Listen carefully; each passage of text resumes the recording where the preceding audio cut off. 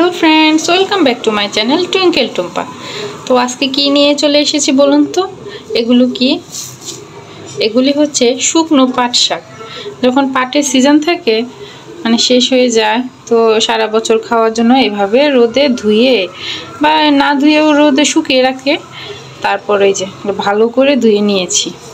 মাঝে মাঝে রোদে দিতে হয়, নাহলে সাদা হয়ে যায়। আজকে এগুলি দেখাবো কিভাবে রান্না করে খায়। এগুলি আমার শ্বশুরবাড়ির এলাকায় এগুলি প্রচুর খায়, তো আমরাও খাওয়া শিখে গেছি। খুব ভাল লাগে, এটা হলে না আর কিছু লাগে না। এখন আমি কড়াইয়ে বেশ অনেকটা তেল দিয়ে দিয়েছি, সয়াবিন তেল দিয়েছি। এরপরে আমাদের লাগবে হচ্ছে রসুন। এখানে আমি দুইটা বড় বড় রসুন ছুলে নিয়েছি, যে দেখেন একটা তাও ছোলা রয়ে গেছে। আমি এখন এটা থেতো করে নিব। আর লাগবে কি বলুন তো? এই যে শুকনো লঙ্কা। হ্যাঁ, যে এতগুলো দেখেছেন এতগুলোই লাগবে। এই যে দেখুন রসুনের আমি শুকনো মরিচের বোটাটা ছাড়িয়ে নিয়েছি। আর কেউ যদি ঝাল কম খাইতে চান একটু কমও দিতে পারেন, কিন্তু এখানে একটু ঝাল ঝাল হলেই ভালো লাগবে। আমি এখন রসুনটাকে থেতো করে নিচ্ছি। এই হামানদস্তাটায় আমি প্রায় সব কাজ করি। এটা খুব ভালো সুন্দর থেতো পারে। এটা অনেক বছরে, আমার বিয়ে যে হয়েছে যে বছর, ওই বছরে আমি প্রথম কিনেছি। তাহলে প্রায় 10 বছরের মতো করে হয়ে গেছে। এটা শিল, এটা আমার শাশুড়ির, তো ওইখান থেকে এনে আমি ব্যবহার করি। শিলটা দিয়ে ভালো হয়, তাড়াতাড়ি হয়। কাঠেরটাও আছে। তো প্রথমে আমি এই যে শুকনো লঙ্কাগুলো দিয়ে দিচ্ছি। তো শুকনো লঙ্কাগুলো একটু ভাজা হয়ে গেছে। এরপরে যে থেতো করে রাখা রসুনটা দিয়ে দিব, করে ভেজে নিব। আপনারা এভাবে খেতে পারেন, এটা আমাদের শ্বশুর বাড়ি এলাকায় বেশ খায়, তো ওইটা দেখা দেখে আমরাও শিখেছি। শাক তো একভাবেই খাওয়া হয়, তো এটা একটু অন্যভাবেও খাওয়া যায়। এটা খুব ভালো লাগে। চাইলে ঝাল কমও দেওয়া যায়, আপনি চাইলে কাঁচামরিচ দিয়েও করতে পারেন। কাঁচামরিচটা একটু ভালো করে ভেজে নিতে হবে আর কি। কিন্তু কাঁচামরিচ দিয়ে শুকনো মরিচটাই বেশি ভালো লাগে। শুকনো মরিচের একটা স্মেল থাকে, ওই স্মেলটাই ভালো লাগে। এখন আমি কিছু লবণ দিয়ে দিব। এখন ভেজে রাখা ধুয়ে রাখা ভালো করে চিপিয়ে নেবেন, ওই শাকটাই দিয়ে দিব।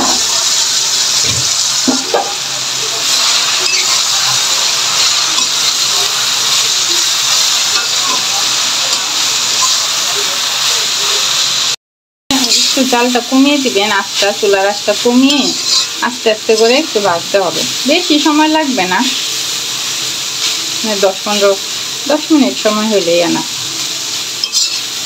খুব অনবরত যে নাড়তে হবে তা এমনটাও না, মাঝে মধ্যে একটু নেড়ে দিবেন, দেখবেন কিছুক্ষণ এটা একদম মচমচা হয়ে যাবে। এটা যেহেতু শুকনো শাক, এটা আমার মা এই রেডি করে দেয় একদম রোদে শুকিয়ে। মাঝখানে তো কিছুদিন ধুয়েও দিয়েছে। এবার শাক ধুয়ে সুন্দর করে সাথে একটা নেট আছে, ওটার মধ্যে দিয়ে ঢেকে শুকিয়ে দিতে। তাদের যেহেতু সুবিধা, ছাদটা কাছে, আমরা তো ভাড়া বাসায় থাকি, এখানে শুকানোটা সমস্যা। ছাদটা লক করে রাখে, ঠিক মতো যেতে দেয় না।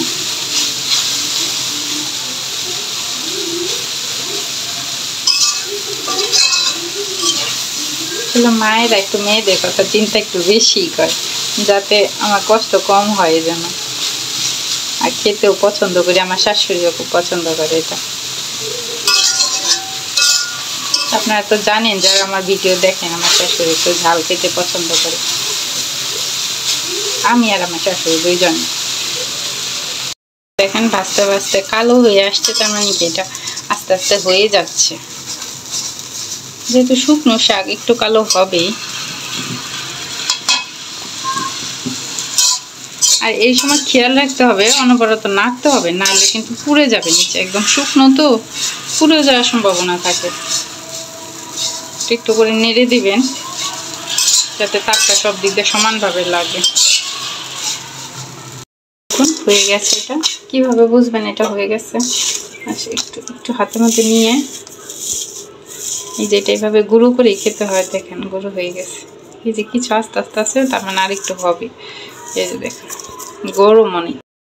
3টা মরিচ আমি রেখে দিয়েছি, এই যে 3টা রেখে দিচ্ছি। সে ঝালকা বেশি নিয়ে খাবে। এখন গুঁড়ো করে নিচ্ছি।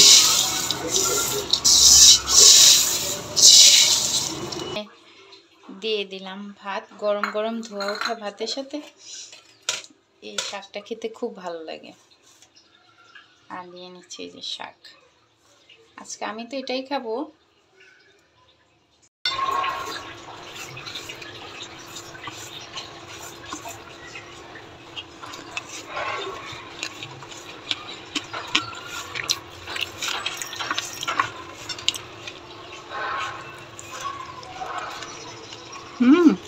সেরকম টেস্ট।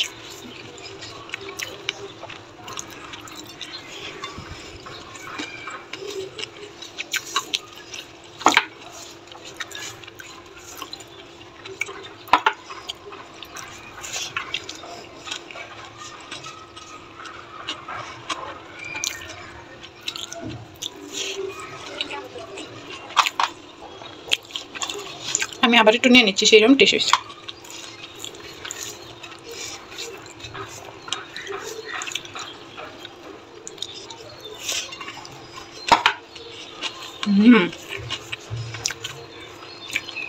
যারা যারা এই খাবারটা খানে তারা অবশ্যই একবার চেষ্টা করে দেখবে। ভিডিওটি দেখার জন্য অসংখ্য ধন্যবাদ। এটা একটা আঞ্চলিক রান্না, অনেকের ভালো নাও লাগতে পারে, তো প্লিজ খারাপ কমেন্ট করবেন না। একবার চেষ্টা করে দেখুন বাসা, এটা কিন্তু খেতে সত্যিই ভালো লাগে। তো ধন্যবাদ ভিডিওটি দেখার জন্য। পাশেই থাকবেন, আমিও সবার ভিডিওই দেখি, আপনারাও প্লিজ পাশে থাকবেন।